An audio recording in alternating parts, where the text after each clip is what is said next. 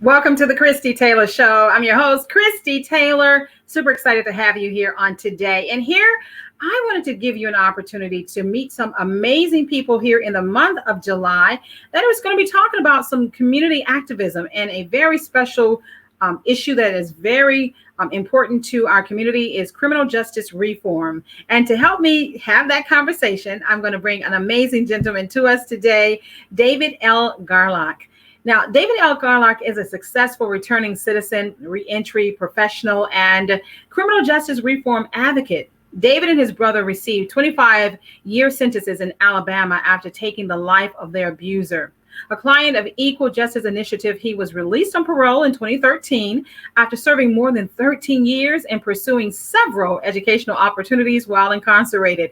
He subsequently obtained his bachelor's degree from Eastern University and is a field organizer for Straight Ahead organization, or should we say Straight Ahead Org, a new grassroots organization that is working to abolish life without parole sentences. He is also on the board of directors of the National Association for Rational Sex Offender Laws, working to abolish the sex offender registry.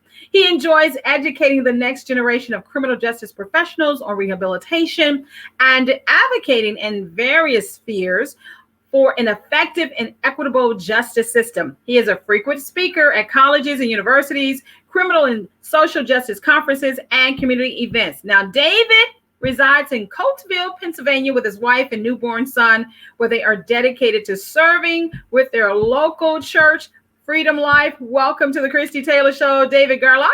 Thank you so much. Thank you. Thank you for having me. It's an honor to be here. Well, of course, I have to say that our connection comes through a young lady that is located in Mississippi, Sanitria Freeman, who's going to be having a Reentry Impact Summit where you're going to be one of her guest speakers or keynote speakers. And so I just wanted to make sure we indicated that, but also wanted to find out more about your story. Wow. What a journey you've had in life. So Yes. Tell me more about, first of all, just your upbringing, and then how that has parlayed into your life as an advocate. Well, I mean, my life, if you were to pull up a picture dictionary and look up the word dysfunctional family, that's what you would have seen with our family. There was a lot of abuse, drug addiction, alcohol addiction. My sister, my brother, and I were all kicked out at different times in our life. And when I was 11 years old, after my brother was kicked out, my brother and I were both sexually abused by this gentleman who had just been released from prison in North Carolina. And this abuse went on for 8 years. And towards the end of the abuse, it became more physical, and he had tried to kill my brother and me numerous times. So we came up with an irrational decision to take the person's life. And I was 19 and a half. My brother was 22 and a half when the murder happened. And it took him 4 months to find the body. So for 4 months, I'm living with the thought process that I had taken somebody's life. And that was some of the hardest time of my life, because here I am knowing that I had murdered somebody. And that whole time was full of drugs, alcohol. I had to stay drunk. I had to stay high because I didn't want to deal with the fact that I had taken somebody's life. So at 20 years old, 24 days after I turned 20, I was arrested in Alabama, and I'm thinking I was going to get the death penalty. I'm thinking I'm going to get life without parole. So that first weekend was the hardest time of my life, because here I am thinking, when my life is supposed to be beginning, here it is ending. And then November 1st, 1999, I was taken over for questioning. I was put in an interrogation room for 7 hours. And so I had a lot of time to think about the abuse, the murder, everything that happened. So I confessed to the crime. And after that, the detective was taking me back to the county jail. And on the way, I'm asking him, am I going to get the death penalty? Am I going to get life without parole? And he turns to me. He's like, do you believe in God? I'm thinking, I'm not studying God. What's going to happen to me? But that conversation right there just changed the whole trajectory of my life, because when I got back to the county jail, I'd asked for a Bible. And so I got a little New Testament Bible, started reading in Revelations, came to Revelations 3:20, where it says, behold, I stand at the door and knock. If anyone opens the door and allows me to come in, I will sup with him and he with me. And I just cried out to God, and that just changed the whole trajectory of my life. And I said, okay, I'm going to take advantage of whatever time I get. And my brother and I, we received a 25-year sentence for the offense. Wow. That is a journey. And to know that even in the midst of such a excruciating life experience, that someone in law enforcement introduced Christ to you. Yeah, it was not something I was expecting, and it was the thing that really changed the whole trajectory of my life, and going on from there, I told myself that I was going to do the time instead of letting the time do me. And so there's that thought process that the person that does the time is the person that takes advantage of the different opportunities that are offered at the prison, as far as education, drug rehab programs, or just other programs to better themselves. And so I was able to get my GED in the county jail. I was able to get a drafting trade, and I was also able to get a master's of theology through an unaccredited school. And so Wow. Okay. everything I was doing was to prepare myself, and I wanted to be a different David Garlock when I got out. Even if I had to serve all 25 years, I wanted to be a different David Garlock at the end of that sentence. Now, David, that meant that you would have been released if you had served all 25. You would have been in your mid 40s. Yeah. However, God gave you grace and you were released 13 years. Let's talk Yeah. about what led to that decision. So when you were talking about 45, both my brother and I, we had court appointed lawyers that really didn't want to do anything for us. They really hung us out to dry. And when the lawyer came up and told us about the 25-year plea deal that they had just brought to us, they're like, hey, at least if you do all 25 years, you'll still be a young 45. It's like, do I really want to hear that I'll be a young 45? It's like, wow, thank you. But so Brian Stevenson and Equal Justice Initiative started working with my brother and me in 2008, and they couldn't do anything as far as our sentence, but they wanted to assist and help us as far as parole. So they helped both my brother and me with our parole plans, and we both, when we were released, we went through their prison the reentry program that they had, and so I was released April 1st, 2013. And what a day to be released, April Fool's Day. And there were actually two officers that wanted to joke around and be like, Garlock, your paperwork hasn't come in. You can't go home. I'm like, whoa, I do not want to joke around about my freedom now, y'all. Come on. But I was able to get out, and went through their program, and I was in their program for 9 months. Okay. And the reason, when I graduated their program, the next day I flew up to Pennsylvania because I was able to get my parole transferred from Alabama to Pennsylvania to attend college. And so I moved up to Pennsylvania to attend Eastern University. It's a Christian college outside of Philadelphia. And it's the school where Brian Stevenson went for his undergrad. Okay. So education became extremely important to you. Now, growing up, how was education in your home, and what led to you pursuing your education within the prison system and afterwards? Education was key.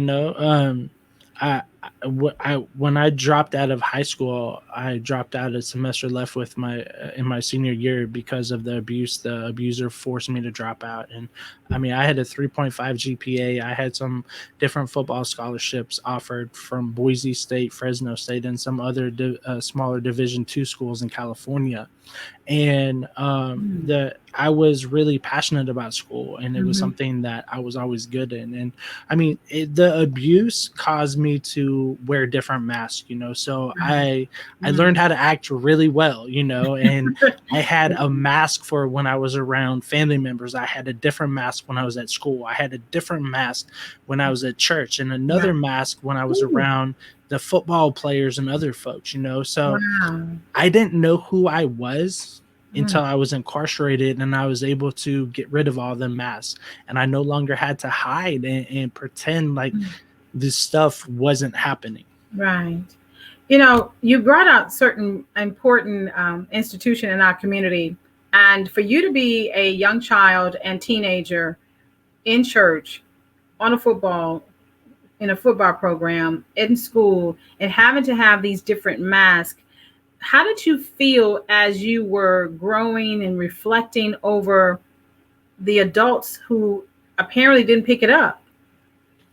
It was your thoughts about that? it was hard, because there were many times that we wanted to tell people, but Mhm. this individual had threatened to kill us, us Mhm. individually, our family members, and so that's the thing that this individual had. He had this fear over us, and we believed that he would when we were younger. And as the time went on, this physical abuse happened more and more. There were times where he would stand out the restaurant we were working at just to see what we were doing. And if we were flirting with a waitress, or we were flirting with somebody we were waiting on, when we got home, we got the crap beat out of us. So this was a daily thing where we're just getting beaten up, almost killed on a daily basis. And that's really what led us to commit the murder. And he was also started to molest another 14-year-old boy at this time too. So we had seen everything that happened to us begin to happen to him too. And so it was just a conglomeration of Mhm. everything that led to the murder. Just for clarification, where is your mother and your birth father in this process? Well, our mother was out of the picture. She Mhm. was in it for some, and when we were incarcerated, she wanted us to write her a letter and tell her everything that had happened, because she had some thoughts that things were happening. Because when the abuse first started with me, it started because the person that abused my brother and me had gone to California, where my mom and stepdad were living at that point, and brought them back up to Washington. And so he used them as a way to get to me. This was part of his grooming process to bring them up, where I would come over and see my mom and my stepdad, and that's when I would be abused. And that's how it all began. And so our Wow. mom wanted us to write her a letter. So we wrote her this 30-page letter from Mhm. front and back, telling her everything that happened from Mhm. the initial abuse with my brother. And Mhm. it was a couple months after we wrote that we got a letter from our stepdad that while my mom was writing us back, she died of a massive heart attack. And so she had written me my whole letter, and she was in Mhm. the middle of writing my brother a letter when she Mm. passed away. That's tragic. So much tragedy. And at the same token, God can step in as He has and provide you redemption, restoration, and eventually reentry. Can we talk about, first of all, just some of the life lessons you and your brother, because were you all also serving in the same institution? Well, in Alabama, when we first went to Mhm. prison, they wouldn't allow family members to be at the same prison, Right. because they were scared that family members could have a unfair advantage amongst other incarcerated people if there was some type of fight or anything. But finally, around 2007, they Okay. changed the rules, and so we were able to be at a prison together for about a year. And it Okay. was good. It was good catching up and seeing how he was. And I mean, he's out doing well. He just be got his CDL, and so he's a truck driver Oh, now, good. and so Good. he's really enjoying that. He was at the same restaurant for 10 years, and he was Okay. the manager there, so he was able to obtain Stay there. good employment, stable employment, and what gained a lot of trust from the boss, from the person that owned the business. Yes. And, that's the thing, both of us have had these work ethics, that we'll do whatever we need to. I mean, my first job when I got out of prison, the first job I had for 1 day and 2 hours. And What? it's Okay. What was that? so I was a dishwasher making $7.50 an hour. So I went in, I applied for the job. On the application, I checked the box. Yes, I have committed a felony. Now Right. that never came up on the interview, and Hmm. so they're like, "Hey, come in tonight at 4 o'clock. You'll start working." So I Right. went in 4 o'clock. I worked from 4 o'clock till 2 a.m. Now this is after I was doing work at EJI all morning. So Right. I had been up since like 6 that morning, and I didn't get home till like 3:30 in the morning. Right. But so I'm in there, I'm jamming. I'm washing dishes with one hand. The kitchen manager brought me 3 different like meals while I Mhm. was working, because he saw how hard I was working, and the speed and just the fluidity I was working with, and he didn't want me to stop. And so when I walked home that night, I felt so good because here I am. I have my first job. I am going to get a paycheck. It was great. The next day I come in at 4:00, I start at 5:30. The general manager calls me outside. She's like, "Hey, can I talk to you?" I'm like, "Yes, ma'am." So we go outside. She asked me about my felony background. She's like, "Is this did you have a nonviolent or a violent offense?" And so I said I had a violent offense, and I shared my story with her. And she's like, "Oh, I'm so sorry that happened to you, but I'm gonna have to fire you because we can't have anybody with a violent offense working here." Wow. And so they gave me cash for the 12 hours I worked. And 2 weeks later, I'm walking by this restaurant and the kitchen manager calls me over. I had just obtained another job a week after that where I was making I was washing dishes, making $9 an hour. So this new job, I made $1.50 more, and I was only a dishwasher for 3 days, and I got promoted to doing soup, salad, appetizers, and desserts. Yeah. So this kitchen manager calls me over. He's like, "Hey, David, how you doing?" I'm like, "I'm doing good." He's like, "You want a job?" I'm like, "What are you talking about? I thought I couldn't work here." He's like, "Well, you can. That was the general manager's issues. We don't have a policy like that."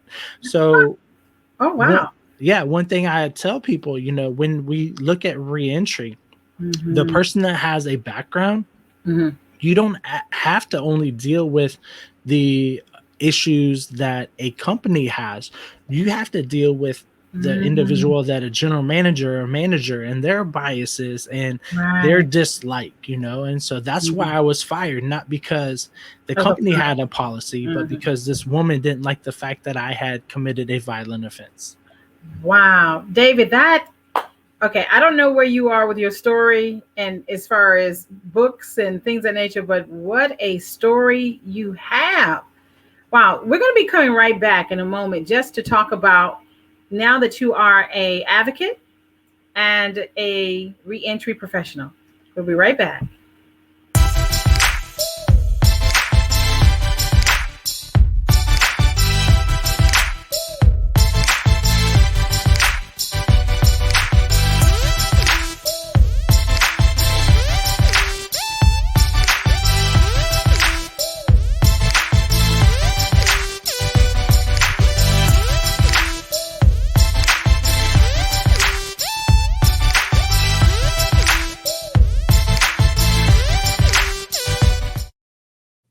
You're here on the Christie Taylor Show. I'm Christie Taylor and my special guest, David L.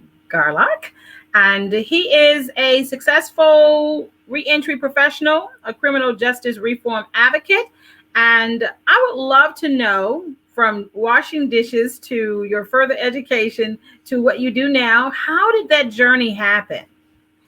Well, that journey happened by my pursuing education. And when I was able to come up to Eastern University, I was able to enroll in college there. And the thing is, they put my testimony in the school paper the second week I was there. And so when I was first told about it, I was like all excited. I'm like, okay, this is great. But the day that the paper was actually going to be in the paper, in the everything about me, I've been here for 2 weeks. How are people going to react? Am I going to be accepted? Am I going to be shunned? But it was so amazing. Everybody received me and loved on me and accepted me. And it was such a powerful experience, and it was one of the things that propelled me to be where I am today, and just the acceptance of not only the students, but also the faculty and the professors. And they're the ones that help propel me into the work that I do. And so even while I was in school, one of my professors invited me to, so she was a professor at Eastern, but she was also teaching at LaSalle University. And so she invited me to come there to speak to one of her criminal justice classes. Wow. And that was such an amazing experience, and it opened the door. I got such a rush doing it, and I loved it so much. And since then, I've spoken in probably 30 other universities, and it's something I love doing because it's about educating the next generation. And a lot of times, these criminal justice majors have never actually met somebody who's been incarcerated or who What? is doing the work that I'm doing. You know, Wow. there was one school I went to that had Mhm. had a criminal justice department for over 20 years, and they had never had somebody who had gone to prison come there and speak. And I'm like, how can you have a holistic criminal justice department if you're not having people with lived experiences coming and speaking to your students? And so it's something I'd love to do in Mhm. October. Um, I'm on the board of Norsaw, and so we're having our conference in Texas. And so before then, I've set up 4 different speaking engagements with some universities in Texas, you know, and Mhm. I just love the opportunity to educate and to share my story, you know, because it's so unique. And there's not many people who have my type of experience who Yes. are advocating for people who've committed sexual offenses. Most of the people who have my type of story are just advocating for the people who have been harmed and what Mhm. people call victims, you know. But my thing is, you know, Brian Stevenson says you're not as bad as the worst thing you've ever done, you know. Yeah. And so my faith teaches me about grace, teaches me about forgiveness. And Mhm. if I forget, how can I be forgiven if I don't forgive somebody else, you know? So I look at these individuals not as what society would call them, a sex offender, but I look at them as a man or a woman who committed a sexual offense. And so changing the narrative is so important. You know, labels matter so much. I'm not a murderer. I'm a man who committed a murder. And so that's what we have to do. We have to change the way that we label and we talk about people, you know? And so I actually went to Eastern, gonna major in social work, but with some guidance, I was able to change that into an individualized major. So I majored in urban studies, focusing on criminal justice and social welfare. Okay. Can you say that 5 times fast? I was about to say that was a mouthful. Yeah, I can't say it probably 2 times fast, you know, but it's a combination of urban studies, social work, and criminal justice, and Okay. it was amazing, you know. And so when I graduated college, I actually God just opened this door for me to work with people who have committed sexual offenses. So I ran a program for 3 years working with this population coming out of prison. And it Wow. was so powerful, you know, because I was able to live restorative justice. I was able to Wow. help them Yes. heal Yes. in powerful ways and Hmm. just to see them That is succeed. powerful. Wow. Because what exactly, oftentimes, when you're working as a person who was subjected to that type of abuse, to actually be a part of the restorative justice for those who are the offenders, what typically are the dynamics and the stories that come from that? I mean, the stories are powerful, you know, because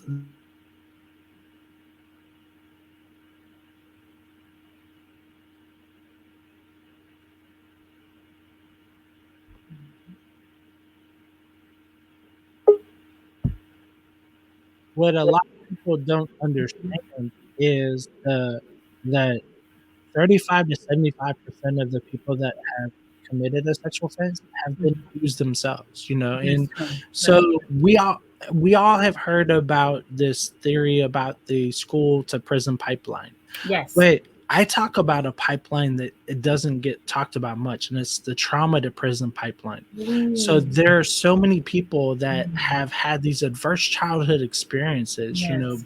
Mhm. before they've gone to prison. I Mhm. mean, when I first took the ACEs test, I scored 10 out of 10. And people are like, wait, you scored 10 out of 10? That is crazy. But that's the Wow. amount of trauma that I Yeah. had experienced in my childhood. And Mhm. I mean, the reason that I am where I am today and able to do the work I do today is because of the grace, because of the mercy, the relationship I have with God, and the healing that's transpired. You know, I wouldn't be able to do the work I do, especially advocating with and for people who've committed sexual offenses, unless I had that healing, you know. And so that healing allows me to work with this population and to advocate for them and to work closely with them and have strong, healthy relationships with these men and women. One of the things that I noted in your bio is that you're actually working with organizations that are seeking to, even with the registry. Can you explain that particular philosophy on why that is it changing the registry or just ceasing it to exist? It's ceasing for the registry to exist, and because And why is that? 95% of the sexual offenses that are happening right now are by people who aren't even on the registry. Oh, So these are people who have never been arrested for a sexual offense. And so that's the thing, the media and our and society has this thing about fear mongering. They want you to believe that anybody who's committed a sexual offense is this monster. mm-hmm. But when you look at the rate that they go back to prison, it's only 1.5 to 5.5% for them to commit another sexual offense. So the rarity of this population to commit another sexual offense is so small. But what the media has done is it has taken individual cases, like Wetterling's case, Jacob Wetterling.